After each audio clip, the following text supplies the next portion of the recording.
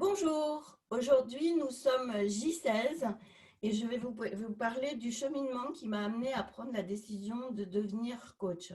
Et je dois bien vous prévenir, ça va prendre 3 vidéos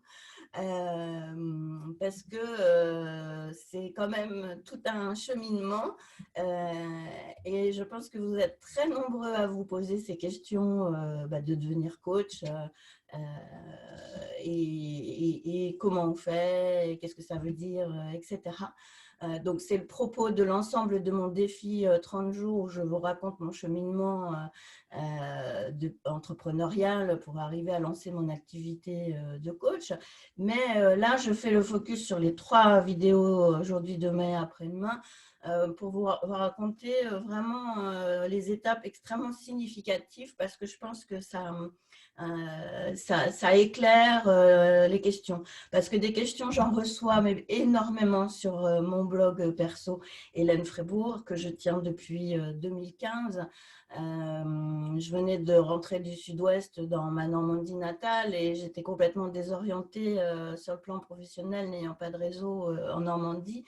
En 2015, il y a eu la Normandie French Tech qui a été démarrée. Alors moi, j'arrivais de Bordeaux, c'était le cas depuis plusieurs années, donc il y avait un choc d'état d'avancement de culture numérique. Donc moi, j'ai commencé à faire mon blog hélènefrébourg.com pour raconter un petit peu mes difficultés à trouver ma place dans l'emploi. En 2015, j'avais 50 ans, donc déjà senior depuis 5 ans, pour ne pas dire 10. Et quand on arrive dans une région où on n'a pas de réseau, puisque justement on vient d'arriver, même si c'était ma région de naissance, sur le plan professionnel, je n'avais pas de lien. Voilà, c'était toute une galère.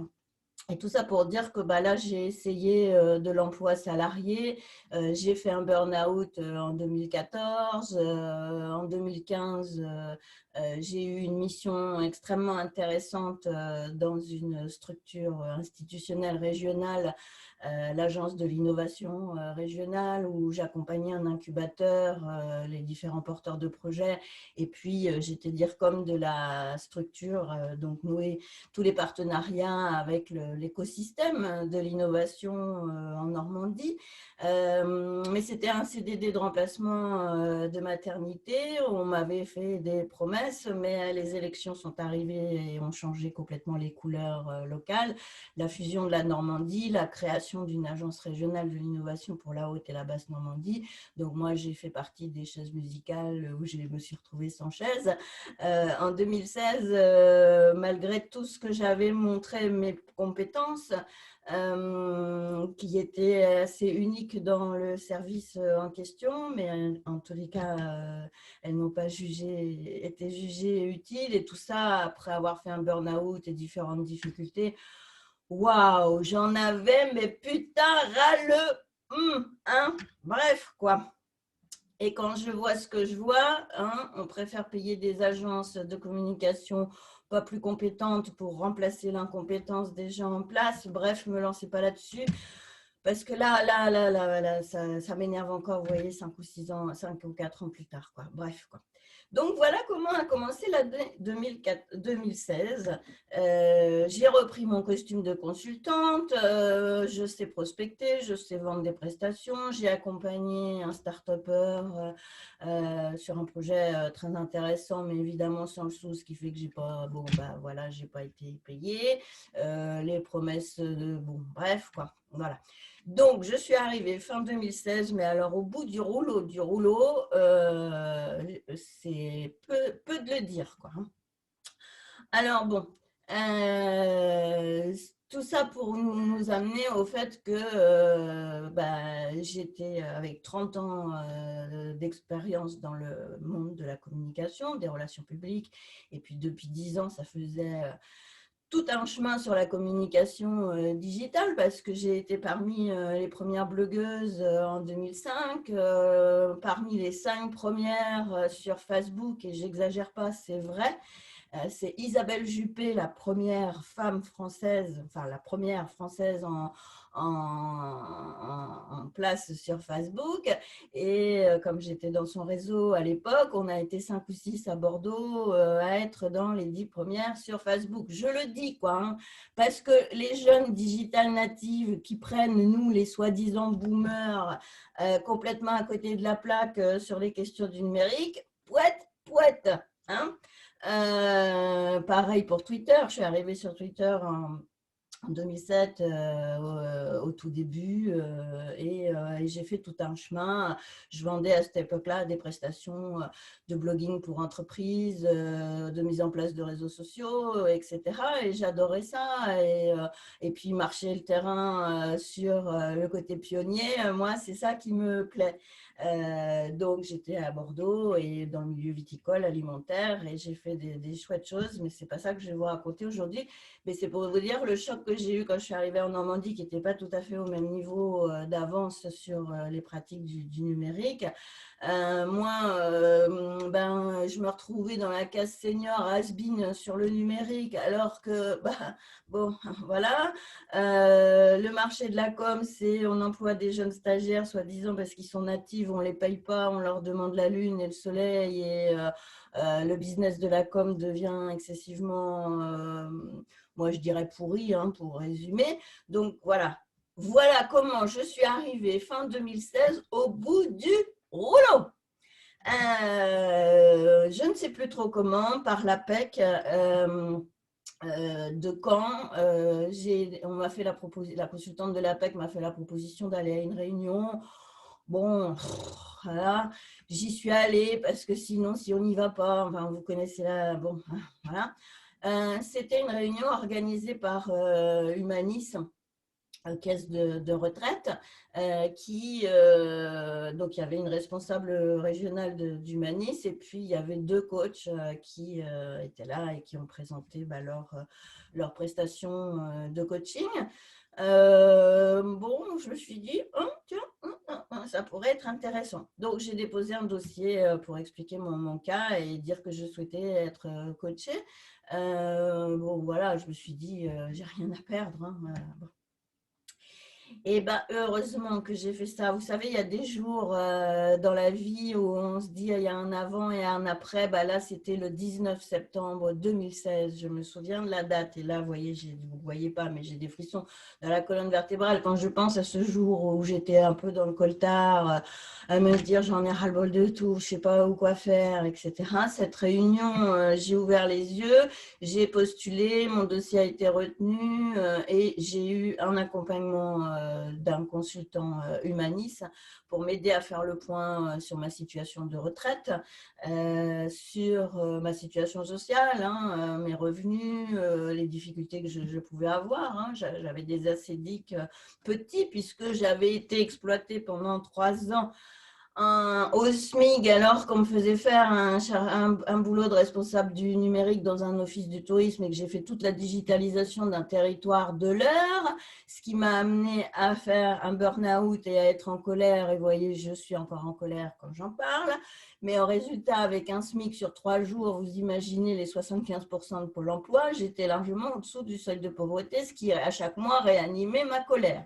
Donc voilà comme ça, comment la pauvre Chloé d'Humanis à Caen m'a récupérée sur sa chaise, toute voilà, déconfite, quoi. Donc, elle m'a emmenée voir une consultante pour faire le point retraite. On a fait le point sur ma situation sociale et je lui ai parlé de ma maladie, ce que je ne faisais pas beaucoup, mais là, je lui ai quand même dit que j'avais des difficultés de santé. Et par un chemin, voilà, elle m'a accompagnée à préparer mon dossier. J'ai déposé une demande d'invalidité. Ça a pris les mois de délai. Et en mars 2017, j'ai appris que la sécurité sociale avait reconnu ma maladie chronique et mon incapacité de travailler dans les conditions normales et classiques, et donc mis en invalidité. J'avais donc en mars 2017 52 ans. Oui, 52 ans. Voilà. Mais pendant tout ce temps-là, pendant le temps qu'on avait déposé le dossier à la Sécu et qu'on attendait la réponse, Chloé d'Humanis de Caen m'avait alloué une prestation de coach avec Emmanuel Lemuller, qui est un coach de Paris spécialisé dans l'accompagnement de personnes en transition de vie. Il travaille avec Humanis, donc des cas comme moi, c'est son boulot.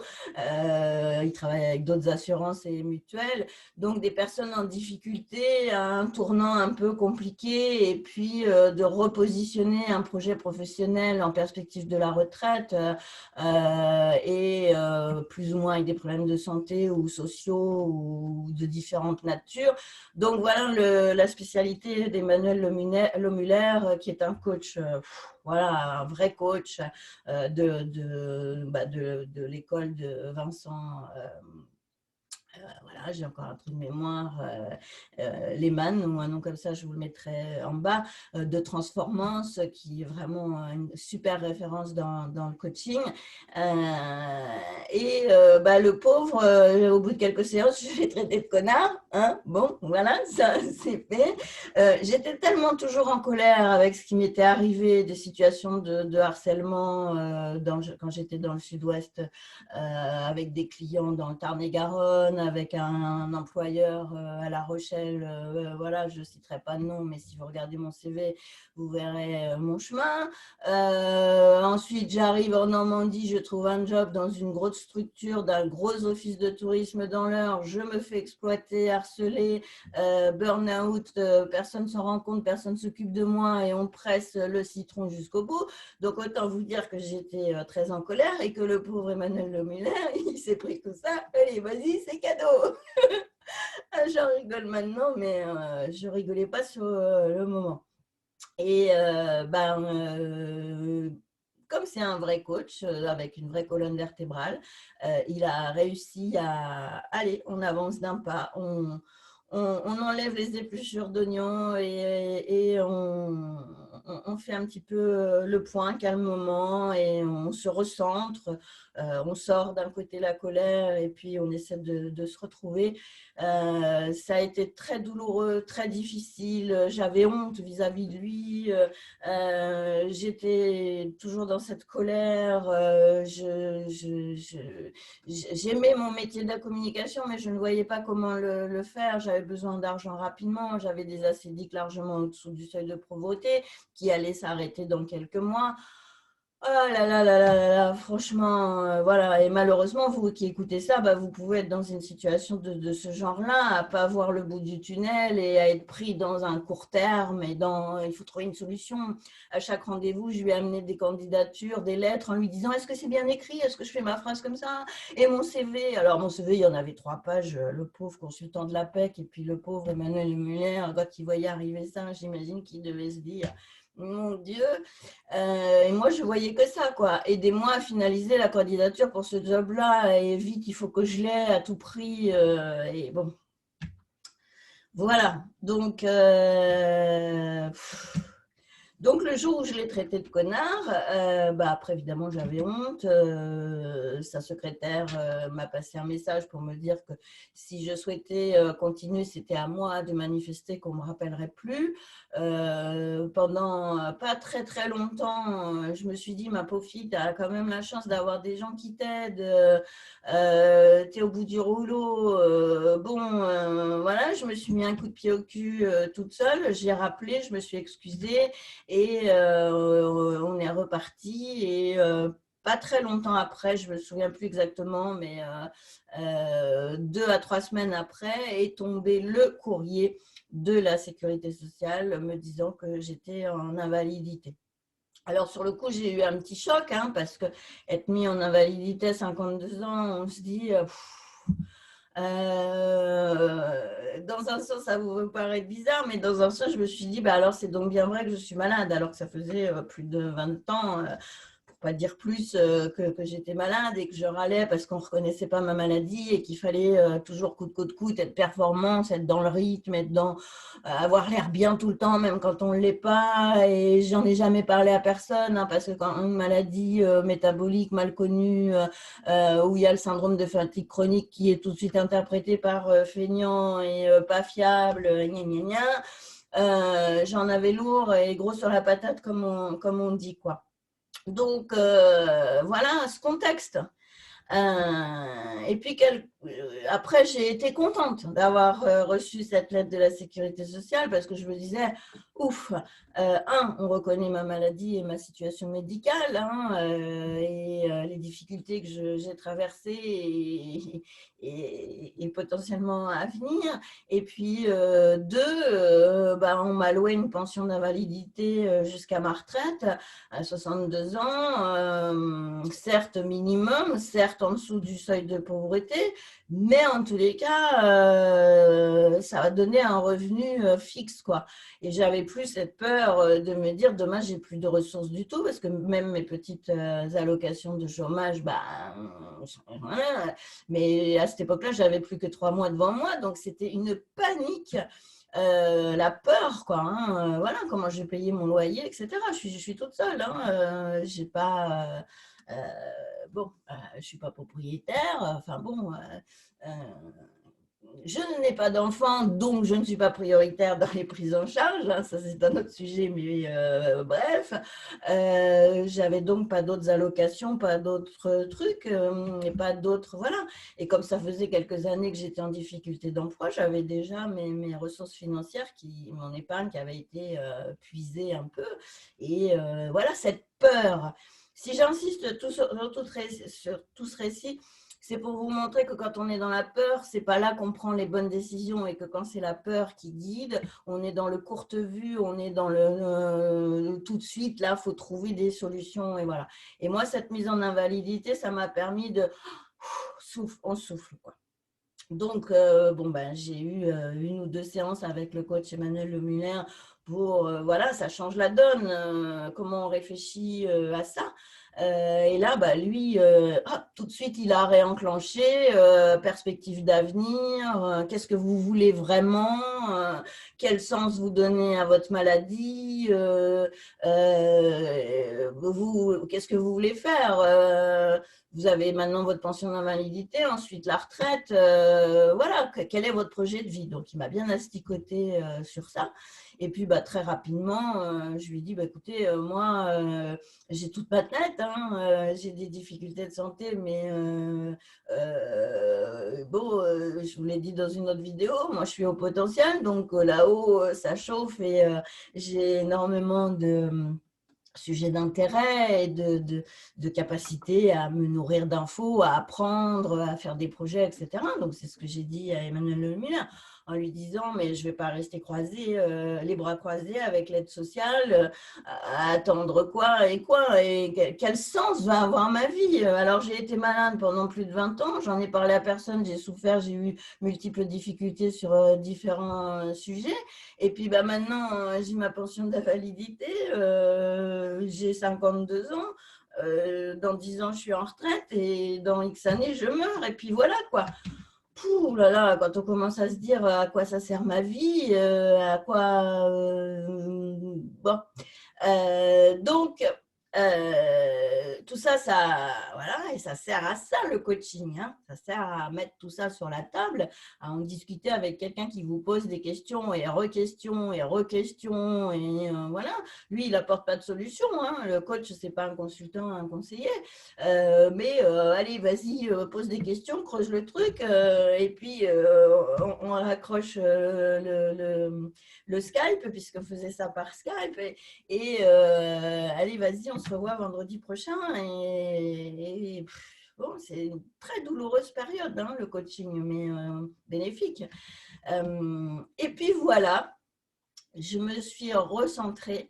je me suis redemandé ce qui était important pour moi. Je me suis souvenu que devenir coach, c'est-à-dire passer du consultant en entreprise où je conseillais pour des stratégies produits, hein, que ce soit des restaurants ou des produits de l'agroalimentaire ou des destinations touristiques, ou accompagner des porteurs de projets dans l'innovation à porter eux-mêmes leurs projets. Tout ça, c'était accompagner la communication et le marketing de projets, de produits.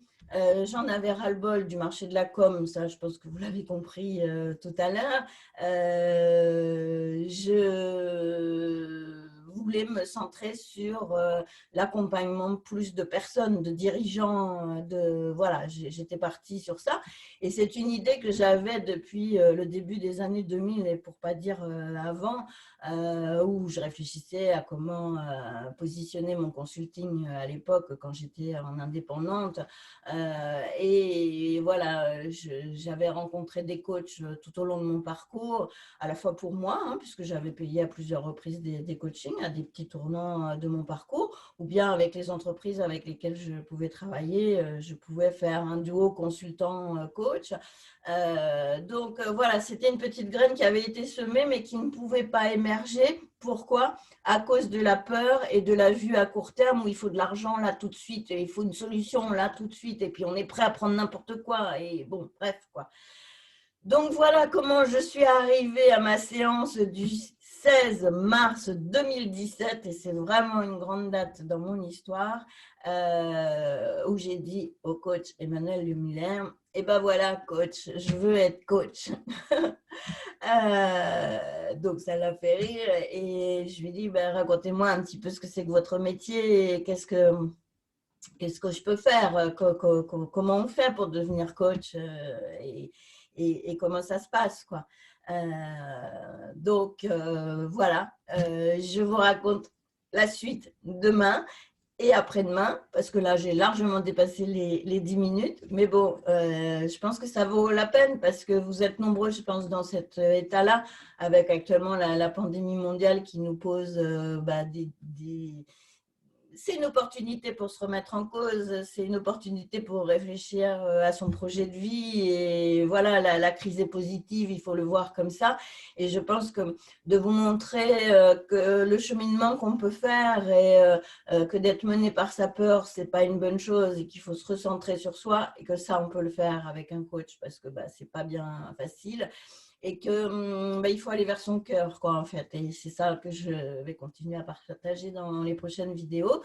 Mais comme je l'avais dit dans une précédente vidéo de bilan où je vous disais qu'il fallait que je prenne des nouvelles habitudes, et ben, je vous invite à, si ça vous plaît, si le sujet vous intéresse, à vous abonner à ma nouvelle chaîne YouTube qui est toute débutante, et je suis toute fragile, à me livrer à vous. Et voilà, c'est à la fois pour avoir des encouragements, mais c'est surtout pour apporter de la valeur. Et si vous appréciez, merci de me le montrer en vous abonnant et en mettant des petits pouces vers le haut. Et puis de partager si vous pensez que ça peut être utile auprès de personnes autour de vous qui sont à différents stades de questionnement. Je pense que toutes les pistes d'orientation que je vous amène, et tout ce cheminement, ça vous montre qu'on n'est pas seul dans ce cheminement-là. Parce qu'évidemment, moi, à l'époque, je pensais que j'étais la reine des connes et la dernière des perdus, puis que tout le monde était heureux et tout le monde vivait dans l'extase, le bonheur, l'argent, et puis tout va bien et tout ça. Si j'avais eu, moi, des échanges où d'autres m'avaient raconté leur parcours, je pense que ça m'aurait beaucoup aidé. Enfin bref, voilà. Abonnez-vous, faites des petits pouces like si vous en avez envie, partagez, et à demain.